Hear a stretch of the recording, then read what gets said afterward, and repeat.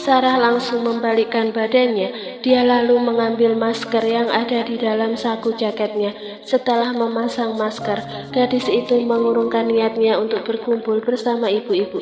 Dia takut bertemu dengan Mika karena Sarah tahu bahwa sahabat Alea itu memiliki ilmu bela diri. Itu Sarah, kenapa dia tidak ikut bergabung dengan kita? Tanya salah satu ibu yang duduk di tempat itu. Mbak Sarah, panggil ibu yang satunya lagi. Perhatian Mika langsung teralihkan ke arah seseorang yang dipanggil oleh ibu yang duduk di sebelahnya. Mika penasaran dengan orang yang saat ini menjadi sumber perhatian ibu-ibu. Gadis itu dulu pernah diceritakan oleh Alea bahwa sahabatnya itu pernah bertemu dengan Sarah di kota ini. Apa itu Sarah yang menjebak Alea ya? Kalau dilihat dari postur tubuhnya, memang mirip Sarah. Batin Mika bertanya. Bu, wanita itu menjemput siapa di sekolah ini? Tanya Mika sambil tangannya menunjuk ke arah Sarah yang duduk di jok motor. Dia menjemput anak majikannya. Maksudnya dia jadi pengasuh anak orang. Iya mbak, kenapa? Mbak Mika kenal sama dia. Saya dulu pernah punya teman yang namanya Sarah, tapi tiba-tiba saja dia menghilang tanpa kabar. Coba saja disamperin, siapa tahu dia teman mbak. Bel pulang sekolah berbunyi. Anak-anak TK banyak berlarian keluar halaman sekolah, termasuk Siren. Dia juga ikut berlari. Saat hampir sampai pintu gerbang, Siren didorong oleh teman perempuannya hingga jatuh terjerembab di tanah. Anak kecil itu langsung menangis. Seketika, Mika gegas berlari. Dia takut anak Darel sampai lecet. Tante Mika sakit, keluhnya sambil terisak. Kedua lutut dan sikunya berdarah. Mika langsung menggendong Siren dan gegas mengejar anak perempuan yang mendorong putri Tuan Darel. Dilihatnya anak kecil yang mendorong Siren itu menghampiri wanita yang mengenakan masker. Mika lantas menghampiri keduanya. Sarah, kamu Sarah kan? Mika masih ingat dengan Sarah yang dulu sering belanja di minimarket tempatnya dan Alea dulu bekerja. Sarah memiliki tai lalat di antara kedua alisnya. Sarah tidak menyahut. Dia langsung menaikkan putri majikannya ke motor bagian depan. Mika kemudian memegang spion sebelah kiri motor milik Sarah. Lepas, ucap Sarah. Aku peringatkan sama kamu. Bilangin sama anak ini, kalau dia masih mengganggu Siren, aku akan melaporkannya pada guru di sekolah ini. Ancam Mika. Setelah mengucap itu, Mika kemudian melepaskan pegangan tangannya pada spion motor itu. Saat mobil sudah tiba di rumah, Mika kembali menggendong putri majikannya. Dia langsung menghampiri Alea yang saat ini berada di ruang tengah bersama Kenzo. Kenapa Siren kamu gendong, Mik? Maaf Al, aku tidak becus menjaganya. Dia terluka karena didorong oleh temannya saat ingin menggapai gerbang sekolah, tutur Mika. Al, aku takut suami kamu akan marah padaku, apalagi hari ini hari pertama aku bekerja. Imbu gadis itu. Turunkan Siren, minta dengan Binarti kotak obat dan air untuk membersihkan lukanya, seru Alea. Setelah mengucap itu, Alea langsung memeriksa luka Siren. Al, gimana dengan Papa Siren? Tanya Mika saat kembali ke ruang tengah dengan menenteng kotak obat. Kamu tidak perlu khawatir, Mik. Papa Siren tidak akan marah. Kejadian ini di luar kendali kamu karena masih berada di area sekolah, sedangkan kamu menunggu di luar gerbang sekolah, jawab Alea sambil tangannya mengobati luka putrinya. Weekend kali ini Bianca dan mamanya pergi ke rumah Tuan Emir. Mereka ingin membicarakan masalah perjodohan Bianca dan Darel yang hingga hari ini masih menggantung. Saat ini di ruang tamu terlihat Tuan Emir duduk didampingi oleh istrinya dan Bianca yang didampingi oleh mamanya. Hal apa yang membawa kalian berdua siang ini datang ke sini? Tanya Tuan Emir. Dia duduk bersandar di sofa ruang tamu. Dalam hati Mama Marisa sudah bisa menerka-nerka maksud kedatangan Bianca dan mamanya. Mohon maaf Pak Emir kalau kedatangan kami mengganggu istirahat Bapak dan Ibu Marisa. Maksud kedatangan kami ke sini hari ini ingin menanyakan kapan pastinya acara pernikahan kedua anak kita digelar. Putri saya Bianca mengatakan katanya sekarang Siren tinggal bersama Darel di kota B, tutur Bu Siska. Alangkah lebih baik jika pernikahan keduanya segera dilaksanakan. Jadi Bianca bisa secepatnya tinggal di sana, mengurus Siren dan juga Darel, imbu wanita parubaya itu. Maaf Bu Siska, setelah beberapa bulan terakhir ini saya melihat antara Darel dan Bianca tidak ada kedekatan sama sekali. Selama ini Darel juga terkesan selalu menghindar dari Bianca. Itu artinya anak saya tidak menginginkan pernikahan ini, saut Mama Marissa, membuat suaminya terkejut mendengar kalimat yang terlontar dari mulut istrinya. Mama, kenapa bicara seperti itu? Bukankah sebelumnya Mama selalu mendukung perjodohan antara Darel dan Bianca? Tanya Papa Emir heran.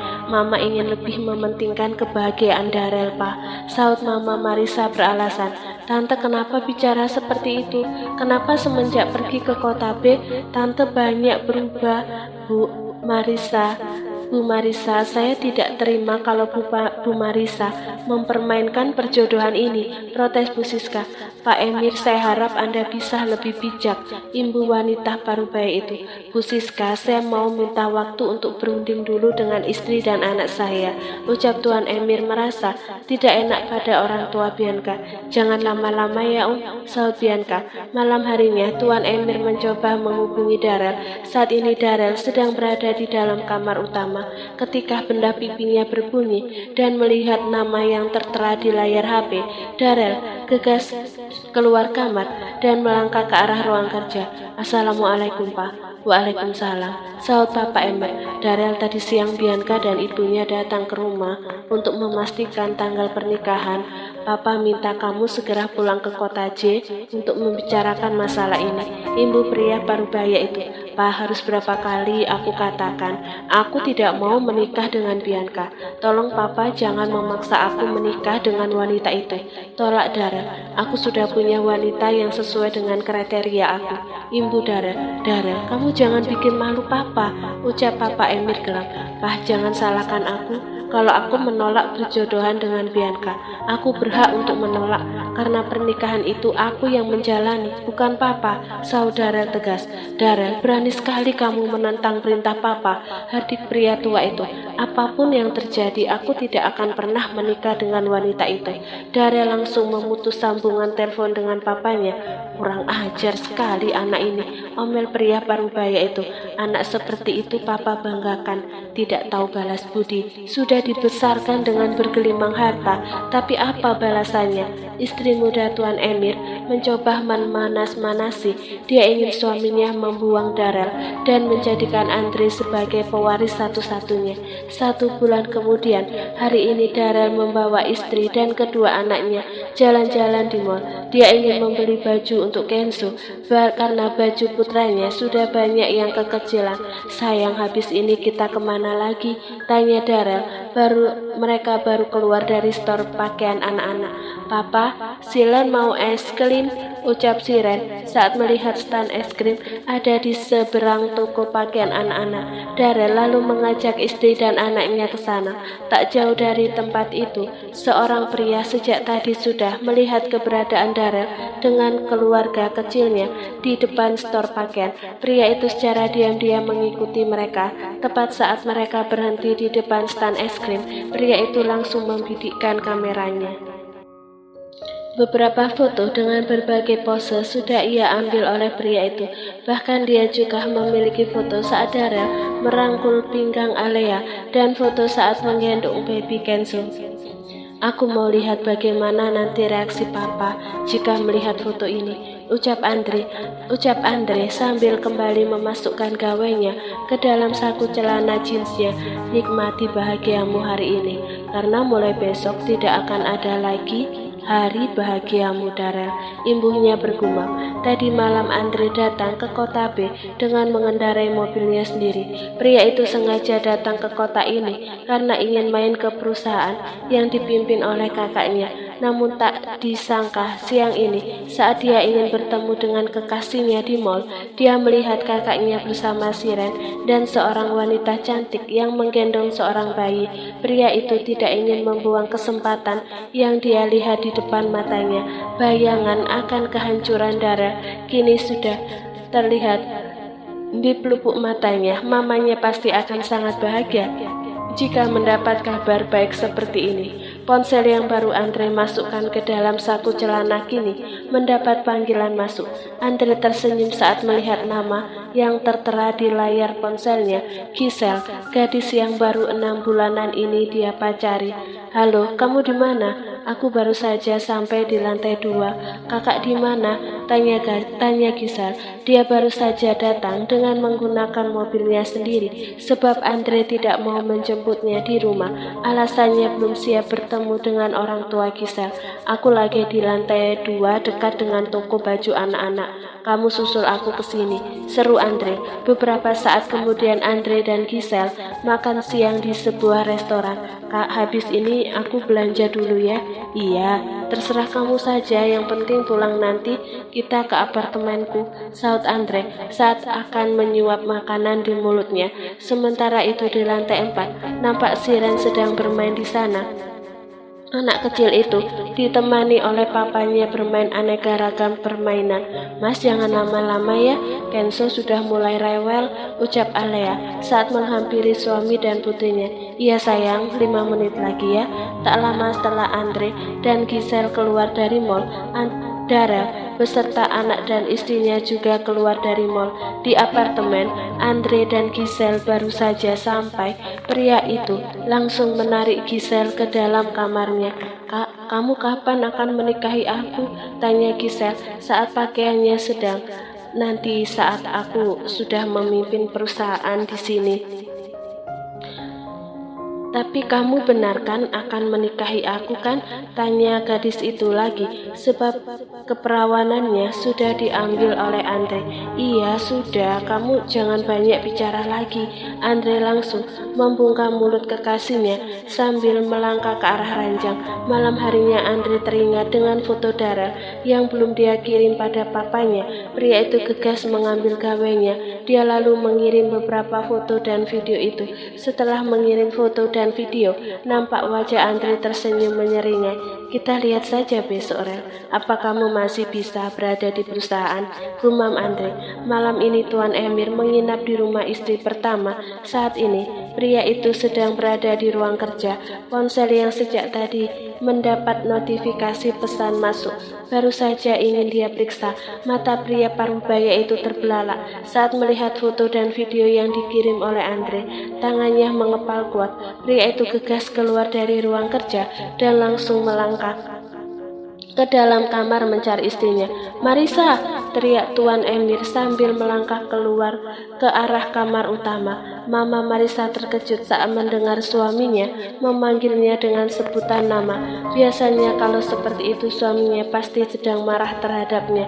Tuan Emir membuka kasar daun pintu kamar. Mama Marisa yang sedang berada di atas pembaringan terlihat mengusap-usap dadanya. Ada apa, Pak? Tanya Mama Marisa. Perasaannya langsung berubah menjadi tidak enak. Coba kamu lihat ini. Papa Emir langsung melempar ponselnya ke atas ranjang. Mama Marisa langsung mengambil HP suaminya. Wanita itu langsung terkejut. Jangan bilang kamu baru tahu hal ini, ucap Papa Emir geram. Matanya menatap tajam ke arah istrinya. Pak, aku bukan bermaksud merahasiakan ini dari kamu. Hanya saja aku mencari waktu yang tepat untuk membicarakan ini sama kamu. Pantas saja waktu Bianca dan orang tuanya datang, kamu tidak mendukung pernikahan Darrell dengan gadis itu. Ternyata ini alasannya. Pak, semua sudah terjadi. Darrell sudah punya anak dengan wanita yang dicintainya. Jadi mama harap papa mendukung pernikahan mereka. Apa? Mendukung kata kamu? Bagaimana bisa aku mendukung pernikahan dia, sedangkan dia waktu menikah tidak meminta izin? Pa, Darrell sudah memiliki anak dengan wanita itu. Kalau dia minta izin sama papa, apa papa setuju? Beginilah anak hasil didikan kamu. menabur benih di mana-mana, bikin malu keluarga saja. Setelah mengucap itu, Tuan Emir melangkah keluar kamar. Mama Marisa sudah bisa menebak, pasti suaminya pergi ke rumah Widya. Beberapa saat kemudian, wanita parubaya itu beringsut turun dari ranjang, lalu melangkah ke arah jendela kamar. Benar seperti dugaannya, saat wanita itu membuka tirai gorden kamar, mobil Tuan Emir keluar dari halaman rumah. Mama Marisa yang melihat itu hanya bisa membuang nafas kasar. Sesaat kemudian, Mama Marisa langsung teringat dengan Darel. Dia langsung mengambil belah pipinya. Wanita parubaya itu mengkhawatirkan nasib putranya. Assalamualaikum, Ma. Darel yang sedang berada di ruang kerja langsung mengangkat telepon dari mamanya. Waalaikumsalam, Rel. Mama hanya ingin kasih tahu ke kamu, papa kamu sudah mengetahui pernikahan kamu dengan Alea. Jadi kamu siap-siap saja menghadapi kemarahan papa kamu. Selain itu, jaga Alea dan Kenzo baik-baik. Mama takut kalau papa kamu akan menyakiti istri dan anak kamu. Besok rencananya mama akan pergi ke kota B, tutur Mama Marisa. Darel sangat terkejut mendengar kabar dari mamanya. Setelah mendengar penuturan mamanya, Darel sudah bisa menyimpulkan bahwa papanya tidak merestui pernikahannya dengan Alea. Inilah alasan kenapa saat ingin menikah, Darel tidak meminta izin pada papanya. Papanya pasti tidak akan menyetujui dan akan menggagalkan pernikahannya. Papa kenapa bisa sampai tahu, Ma? Apa Mama yang menceritakan hal ini pada Papa? Papa kamu mendapat kiriman foto saat kamu berada di mall bersama keluarga kecilmu. Orang yang mengirim foto itu adalah Andre. Andre? Kenapa dia ikut campur dengan kehidupanku? Tanya Darel geram. Tangannya mengepal kuat. Andai saat ini Andre ada di dekatnya, pasti sudah habis dia hajar adik tirinya itu. Rel, Andre itu jahat sama seperti ibunya. Dia melakukan itu karena ingin kamu dibuang oleh papa kamu. Iya, Ma, aku akan bersiap-siap menghadapi papa. Mama, jangan khawatirkan aku. Aku akan melindungi istri dan anakku Kenzo. Setelah mengucap itu, sambungan telepon langsung diputus oleh Darel. Pria itu lalu menghubungi Fadil dan Firdaus. Dia menyuruh kedua pria itu ke rumahnya malam ini.